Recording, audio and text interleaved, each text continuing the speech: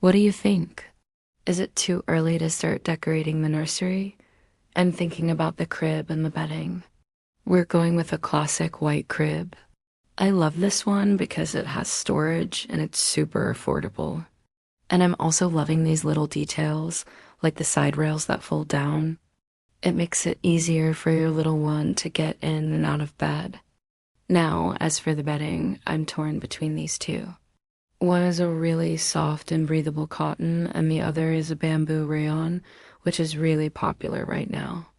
I like the pattern on this one, but I'm worried it might be too loud for our little one.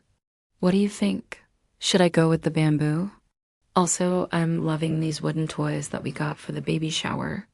They're so cute, and they're all natural and non-toxic. Plus, they're really well made. The only downside is that they're a bit pricey, but you can actually buy them in sets. So they come in different shapes and sizes. And they also have these cool stacking cups. I'm thinking about getting the larger set. It'll be nice for when the baby starts to crawl.